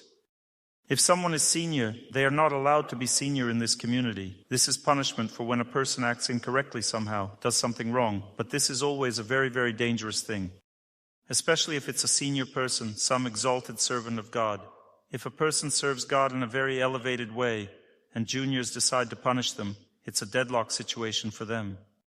That means they can really suffer so much, get into such trouble, that it will take many lives to cleanse themselves from it. Therefore, one should always be careful in a spiritual community, especially for those who are beginning spiritual life, because when people start spiritual life, they are all like hedgehogs and penguins. When hedgehogs get closer, they start pricking each other, and everyone wants to engage in spiritual practice, wants to get closer, so tantrums begin immediately. You're treating me wrong. I'm a spiritual person. No, you're the one treating me wrong. And all these squabbles begin. Therefore, the rule is, when people start practicing spiritual life, and we all start practicing spiritual life, we need to try to maintain a small, respectful distance from each other, serve, and take care of each other. Always understand that if you start getting too close, becoming too friendly, it's very dangerous. Often it ends in enmity, hatred, and anger. What is spiritual friendship? It's when we serve God together, take care of others together, discuss philosophy and the scriptures together. When spiritual people start talking about other topics, about the world, about politics, gossiping about other people, this is the type of communication that completely destroys spiritual relationships. Therefore, serve together, discuss spiritual things together, listen to lectures together, but close relationships are only possible with very elevated people. It is believed, at least according to the scriptures, according to the Vedas, that if a person prays to God and serves Him, you should always mentally bow to them. When you meet them, you should mentally bow. If a person is already at the altar, performing all spiritual ceremonies, meaning they are already a priest, then you should bow to them physically. You just meet them and bow. They may bow to you too. This is normal. Don't be afraid to bow. If a person doesn't have even a shadow of desire to criticize others in their heart, they treat everyone in a very elevated way, as a soul treats others in an elevated way. To criticize means not accepting a person's actions. That means an elevated soul accepts any actions, even sins. This doesn't mean they agree with sins. They just don't get angry at the person. If a person has no ground for anger in life at all, they can accept anything, whatever someone might do, then you can have very intimate conversations with this person. You can ask them about everything, even about the sacred, and you also can serve this person. This is already a senior for you. But if a person doesn't have such qualification, and you start getting very close to them, discussing everything sacred in your heart, then keep in mind that there's a possibility that you will destroy relationships with this person forever or for a long time. There's a possibility that you will commit an offense against them, and then God will punish you for this. Therefore, in a spiritual community, we serve, care, love, rejoice, but we shouldn't have close, intimate conversations with anyone. This only comes later, when you see that a person truly possesses the qualities. Time will pass, you will become convinced of this, and then you can open your heart to them. Opening your heart is a very dangerous thing. You can later have unpleasant feelings about this person who didn't accept it. You know how it happens? You go to a retreat, you come home and start telling, I felt such things, and everyone immediately says, that's nonsense. And in your heart, you get this feeling towards relatives that you don't need them in your life at all. You're strangers to each other. They don't understand anything. That's a mistake. When a person is engaged in spiritual practice, sacred things should not be revealed to relatives or to just anyone. You can only reveal them to exalted people who are capable of processing it. It's very important to understand that on the spiritual platform, this is what distancing is all about. You can't share your intimate thoughts with everyone, and when people start sharing with everyone indiscriminately, they end up ruining relationships. They quarrel, get offended, fall into despair, and destroy their spiritual life. Because if someone offends a believer, it's very dangerous for spiritual life and life in general. For this reason, it's better to keep a small distance from believers. That means to love everyone, care for them, and serve them. Live your own life a little bit. Don't open your heart too much to avoid getting burned. But when it comes to elders, if it's a spiritual teacher, if you already have a spiritual teacher, then you should always open your heart to them. You should always stay close, always try to serve, always be faithful, always follow the rules. And if you haven't followed them, then tell them about this so they can scold and punish you. But you shouldn't write letters to your spiritual teacher or mentor about your worries and problems. If you want to serve your elder, serve. But when you write a complaint to them, it means they are serving you, not you serving them. Don't make the elders serve you. They gave you instructions, follow them. If they ask you how you live, tell them, they will give you advice. But you shouldn't force your problems on them, especially not spiritual problems, but just material ones. A spiritual mentor constantly thinks only about God. They don't think about material things, and you shouldn't burden them with your problems. You shouldn't write complaints to them about how hard it is to live, that everyone around is bad. You shouldn't immerse them in this topic. This is sinful, disrespectful towards elders, and it also leads to big problems. It's also very offensive to set elders against someone. This is offensive to everyone, both elders and juniors. This leads to the destruction of your spiritual life. When a person consciously or unconsciously starts setting elders against some people, the elder won't delve into this topic. They were told something, it stayed in their head. Then they were told again, it stayed again. Then they were hearing it for 2 years, and it's already strongly imprinted in their mind. Then they start punishing this person, but it turns out they're not guilty. This is very dangerous. If such things happen, degradation is inevitable. A person who committed such acts faces punishment. Therefore, you should build proper relationships with elders, follow their instructions, ask deep questions, trust your innermost thoughts, and serve them. You should fulfill their mission, carry out the service they gave you, and so on. Spiritual relationships are very complex. They're not even close in complexity to family life or business relationships. It's a whole world. These relationships are very complicated in general, so we can take spiritual relationships as the next topic. We can talk about how to build spiritual relationships in a right way. There are various nuances and complexities that you must know if you're following this path. Otherwise, you can make serious mistakes. These relationships are dangerous and very important in a person's life, both dangerous and important at the same time. We have generally discussed distancing and punishment. I think that overall the idea is more or less clear. Of course, there are many nuances. Life is life. It's impossible to understand everything and explain everything. If you have any questions left, ask them. Dr. Torsunov, thank you very much for the lecture. You talked about distancing, but it's still not very clear how long this distance should last. And how long can separate living continue? What is distancing? Let's go back to what it means. It means to discipline someone who loves you. And if they don't love you, what is it then? It's just living separately. How long can separate living continue? You mean when it is already clear that there's no love, no relationship, right? Can you talk to the person and find out if they want a relationship? If distancing didn't help, you can talk. If they don't want to talk, set a deadline of 6 months and put an end to it if the person doesn't engage in the relationship. You need to understand what distancing means. If you've messed up on your own and then become distant, the person doesn't understand what's going on at all. That means you made things worse and then distanced on top of that. But if you're sure that the person is behaving badly and you distance yourself because you disagree with such behavior, and the person doesn't want to change, they don't care, they're being stubborn, then you need to pray for them and maintain kindness in your heart. You can write them a letter and explain why all this is happening. If there's no reaction, nothing happens further than set a deadline, put an end to it, and get divorced. Thank you. Remember, kindness is the foundation, because sometimes everything is done with malice, and then distancing is perceived as betrayal. It's necessary that kindness always remains the foundation. When you do this with kindness, but the person still doesn't react, they don't care about you, they behave cynically, then of course no concessions should be made here, because it will destroy your life. In this case, you can write a letter explaining that you don't agree to such a relationship. If there's no reaction again, they ignore it, then set a deadline and end it. You can even file for divorce yourself, and he will be at fault, not you. For example, I distance myself, but he still doesn't apologize, doesn't react to it at all. Or the second stage, he starts to butter up, walks around happily, but doesn't directly ask for forgiveness. Wait for the third stage.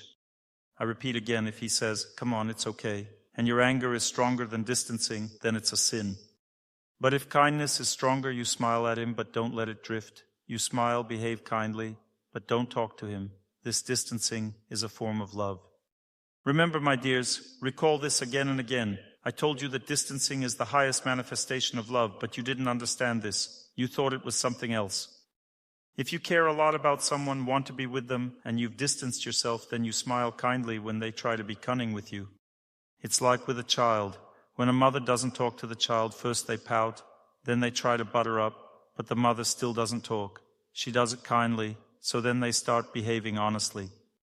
You understand? It's like with a child. It's all the same. But what's the difference with a child?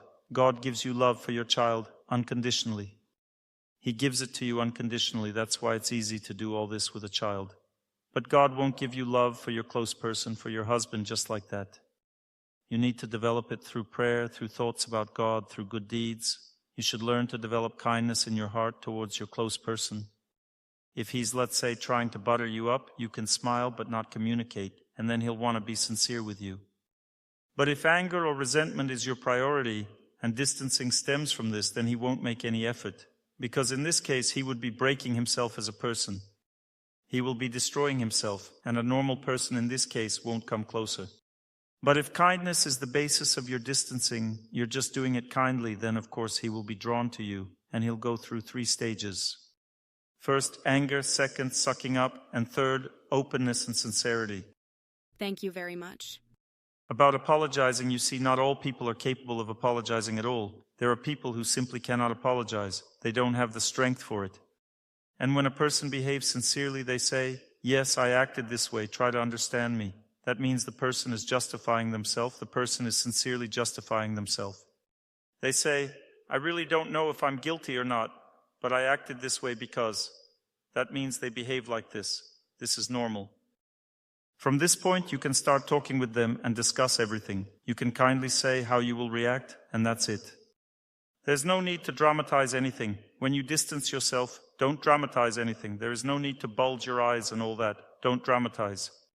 But when a person betrays, then it's completely different. If it's just about disciplining a person, then don't dramatize.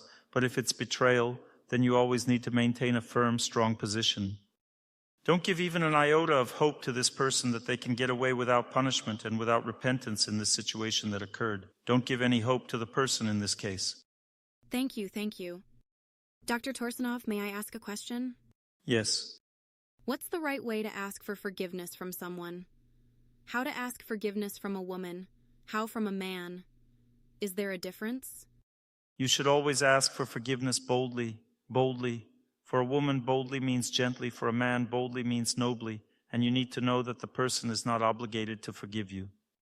Because some people ask for forgiveness thinking, they will definitely forgive me now. If you ask for forgiveness, you must be ready that you might not be forgiven. And that's good. That's normal. You just need to ask. You're expressing your position. Whether to punish or forgive you, that's up to the person. How should a man ask for forgiveness? If a man behaves nobly, will a woman forgive? Yes. No. Women forgive very slowly and nothing will work out on the first try. If a woman is noble, she might say she has forgiven, but she still won't forgive. If a woman is offended, she cannot forgive immediately. It's her nature. It happens very slowly for her. So when he nobly asks for forgiveness, she might say, "Yes, okay, I forgive you." But she hasn't forgiven 100%. But some honestly say they haven't forgiven. You see, she hasn't forgiven. She says, "I would forgive, but the flowers haven't forgiven, so I won't forgive either." A woman asks for forgiveness softly, humbly, kindly. She also doesn't expect to be forgiven right away. If not forgiven, it's okay. You can ask again later, again, kindly. But always be very careful when you ask for forgiveness. Because when you ask for forgiveness, there's a chance that they will try to break you. They will try to break your dignity. When a person asks for forgiveness, they shouldn't be broken and humiliated. For a man, dignity is courage, such strength. He says, "I ask you to forgive me." It's a strong position. And for a woman, dignity is beauty. She smiles joyfully. "Please forgive me." She's so happy, smiling and joyful. She says it with dignity. For a woman, dignity is beauty. For a man, strength. And when a person asks for forgiveness with dignity, it's always very pleasant. And if a woman or if a man asks in a humiliated way, it's very unpleasant. You don't want to forgive such a person at all. And how should a woman ask forgiveness from another woman? Also with gentleness? With gentleness, with joy, with dignity. If you can't ask for forgiveness with dignity, don't ask, because you're not ready. Come to your senses, pray, accept your fate, embrace your act, and then joyfully, gently, and happily ask for forgiveness. If a person asks for forgiveness, it means they ask once and then rejoice 10 times. They bring happiness to everyone. Not bringing happiness once and then grieving 10 times over what they did. Asking for forgiveness itself means that you've understood everything. It doesn't mean that you put yourself in the mud, and now please, you can also step on me too. Forgiveness means you've understood everything. Everything happens for the process of learning. Ask for forgiveness joyfully and kindly. Never humiliate yourself. When a woman doesn't humiliate herself, it means she behaves beautifully. When a man doesn't humiliate himself, it means he's noble, strong, and joyful. Okay, thank you. Vlad, please ask for forgiveness nobly, joyfully, with dignity, from someone or just in general. Today is Forgiveness Sunday, so let's ask Helen for forgiveness. Who else should we ask forgiveness from here? Yes, go ahead, nobly and joyfully. Dear Helen, please forgive me for everything. Oh, well done, excellent. Helen? God will forgive and I forgive. You see, she won't forgive right away. Women are like that. Nothing you can do about it. Then I put it differently. No way. No way. Let's try a second time.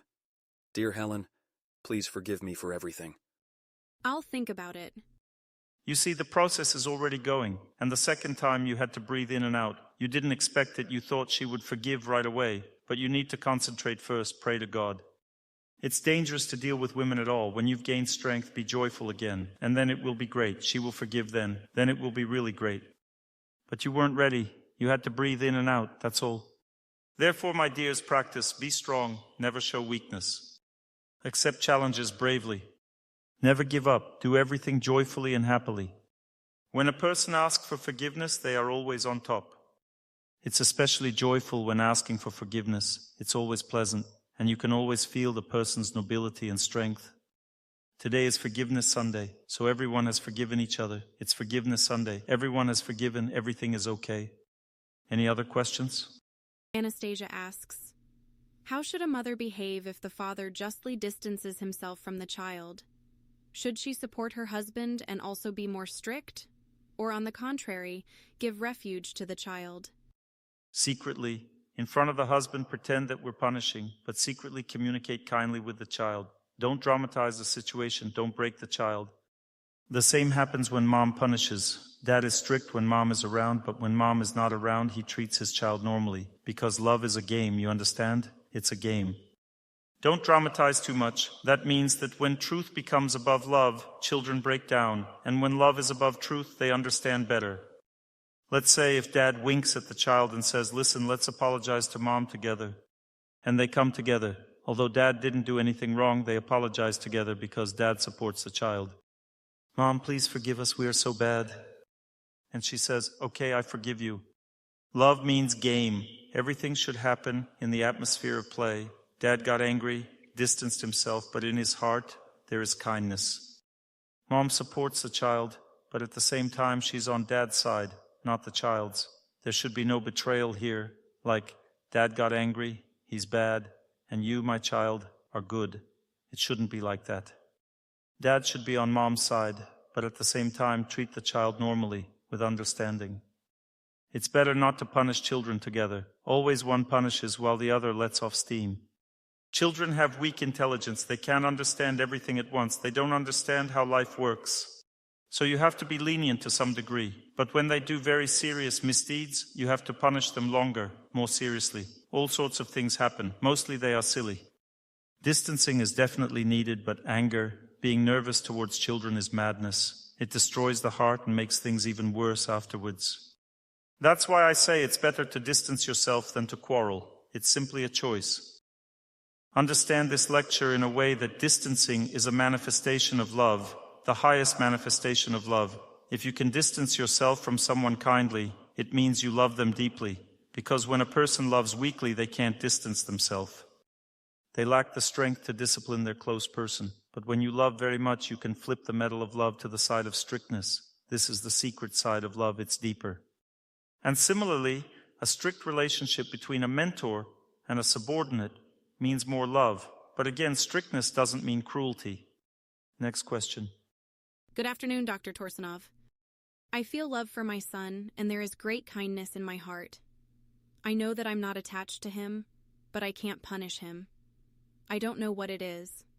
I explain to him with words if he does some wrong actions. I've always educated, explained what is allowed and what isn't. But for some reason, he started doing bad actions. Because for a man, words are like pulling wool over one's eyes. I understand that if I don't punish him, he won't understand. Yes, that's how men are built. But I can't punish. You're saying, I smell food, it's so delicious and great, but for some reason I don't get full. But when I put it in my mouth, then I get full. Well, that's how nature works. So just smelling food is not enough. Perfume can just be smelled, but food needs to be eaten. That's how a man's nature is built. Words don't feed him. You understand? He needs actions. That's why a man needs to be punished. You need to put a boy in the corner, otherwise he doesn't understand. Can I transfer the responsibility to my spouse so that he punishes? If he wants to, then yes, but he might not want to. And if your husband doesn't want to do it, then you should discipline your son by yourself. You can distance yourself from him. I just understand that this is my duty, my purpose. When a woman punishes a boy by distancing, it's also an action. If she doesn't talk to him for a week, that's an action. He will then understand and go through 4 stages. First he will sulk, then try to butter up, then comes sincerity. Yes, it's just that he's already like 16 years old and I don't see him much.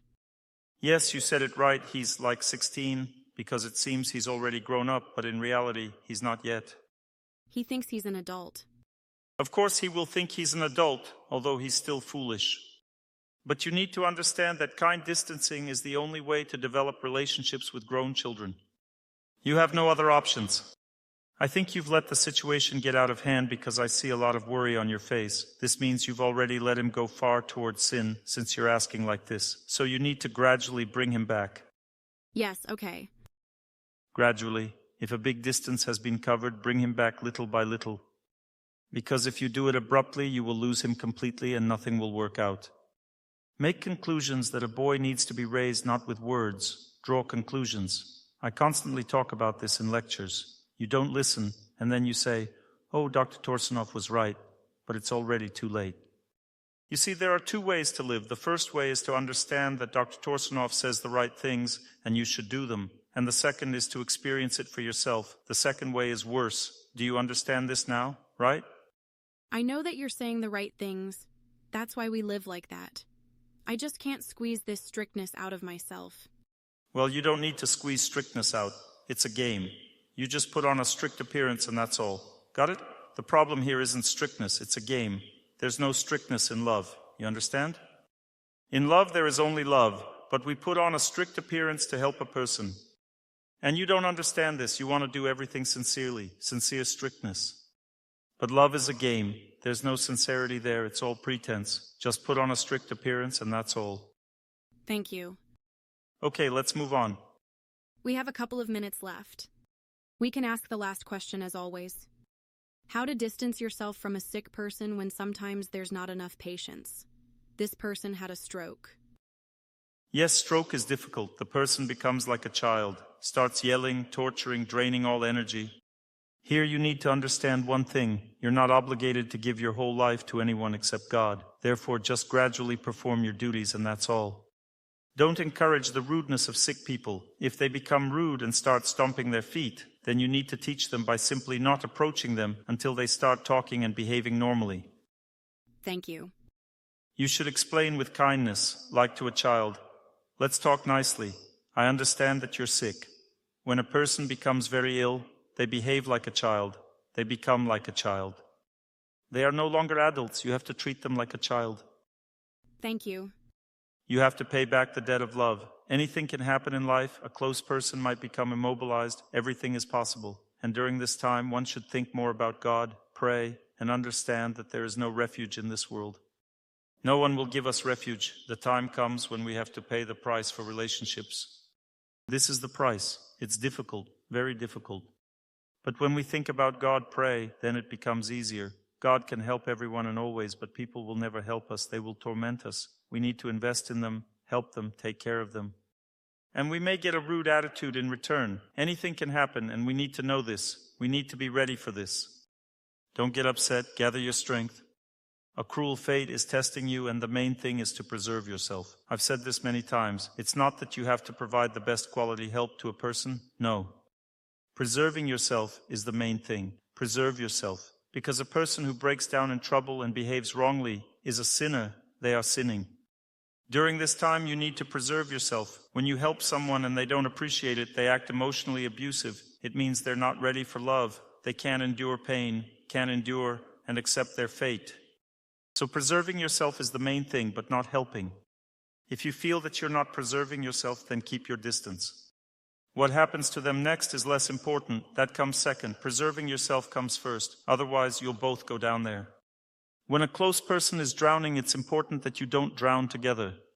There's a rule. When a person is drowning and they're not in their right mind, they'll drag you down with them. That means they grab you, choke you, don't let you breathe or move your arms. Usually they grab your arms. You need your arms to swim, but if they grab your arms, you can't swim anymore. What do they do in this case? They hit them on the back of the head with one hard strike, and this person loses consciousness. Then you grab them, pull them to shore, and then proceed with artificial respiration and everything else. So sometimes you have to do it like this. The main thing is to preserve your own life. If a drowning person drowns you, you both go down. No one helps anyone. You also break down. Your health is also deteriorating now. Imagine if you lie down next to them, who will help then? Preserve yourself. This is the main thing. Thank you very much, very timely and helpful. I wish you happiness. I am on the right path. You have given knowledge to people yourself, but sometimes the time comes when you need to listen. We all should help each other. Help is a natural thing in life. Sometimes people get into trouble. Even our seniors get into trouble. They also need help. Everyone needs help. To learn more on the subject of health and healing of the body, please make sure to read my health guide, available for download on my YouTube channel or on my Instagram page. Thank you very much and see you soon.